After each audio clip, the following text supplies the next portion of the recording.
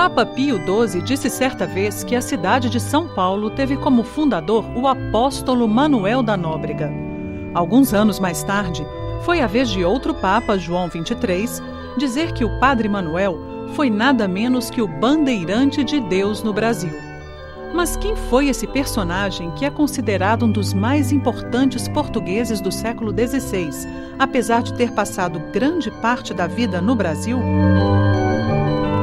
Manuel da Nóbrega nasce em 18 de outubro de 1517, na cidade de Sanfins do Douro, no norte de Portugal. Estuda nas universidades de Salamanca e de Coimbra. Aos 27 anos, decide seguir a carreira religiosa. O jovem Manuel da Nóbrega escolhe uma nova ordem religiosa criada poucos anos antes. A Companhia de Jesus foi fundada pelo espanhol Inácio de Loyola. Os jesuítas tinham como princípio ser missionários. Por isso, seriam os grandes responsáveis pela propagação do cristianismo nas terras recém-descobertas.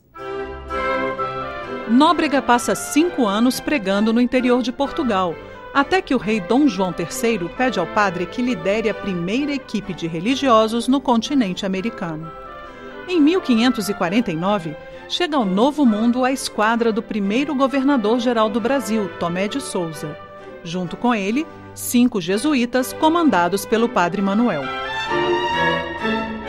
Os primeiros jesuítas a chegar às Américas, desde Alasca até a Patagônia, foram aqueles destinados ao Brasil.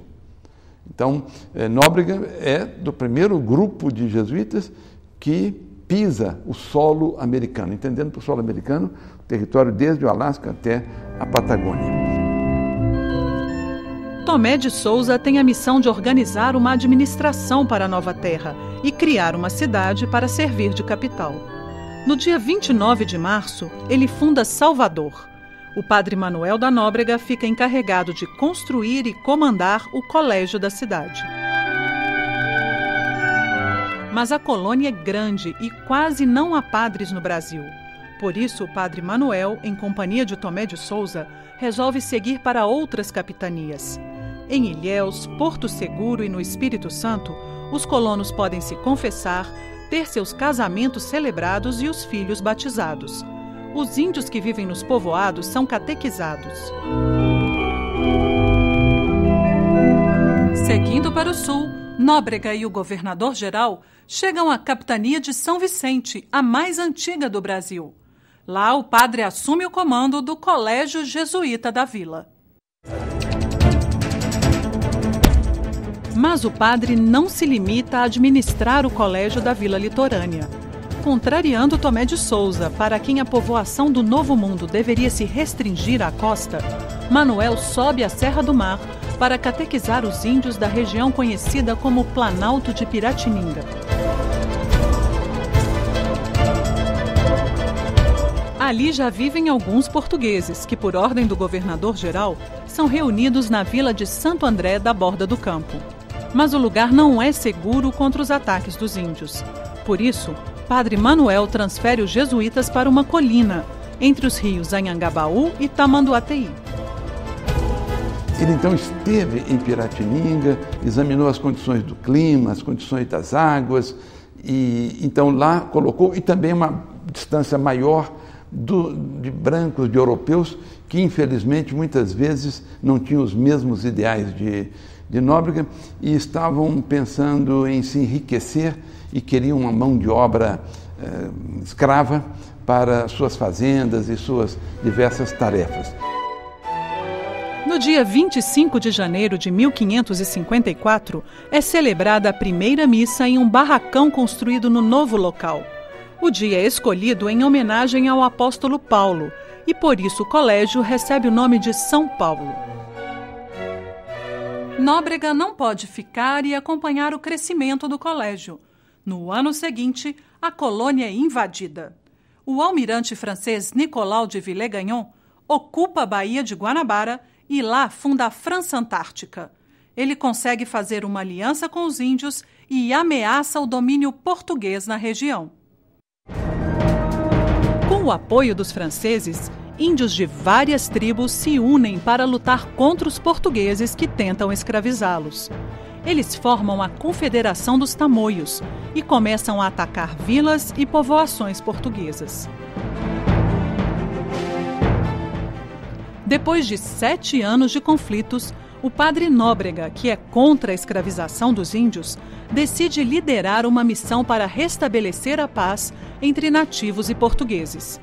Em 1563, ele e um jovem jesuíta chamado José de Anchieta partem de São Vicente para a aldeia de Iperoig, onde hoje fica a cidade de Ubatuba.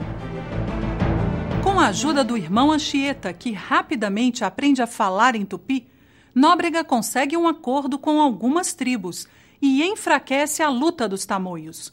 Com isso, fica aberto o caminho para a retomada da Baía de Guanabara.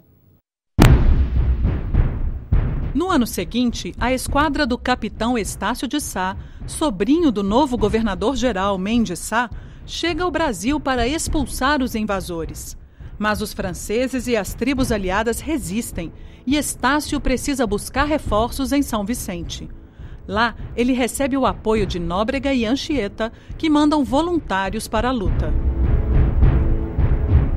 Nóbrega, então, foi um elemento da maior transcendência para juntar forças, inclusive trazer índios amigos de São Paulo para a luta contra os invasores franceses no Rio de Janeiro.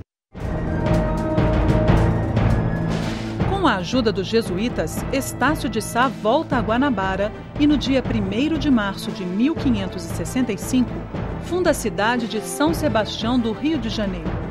5 dias depois, ocorre a primeira batalha e 2 anos mais tarde, os franceses são finalmente expulsos do Brasil. Com a paz restabelecida, Nóbrega cria e passa a administrar o Colégio Jesuíta do Rio de Janeiro. E é no comando dele que o padre morre, em 18 de outubro de 1570, mesmo dia em que completa 63 anos. Manuel da Nóbrega, estadista e missionário, foi um dos fundadores de São Paulo e o primeiro a perceber a importância de ocupar o interior do continente. Por isso, é um dos construtores do Brasil.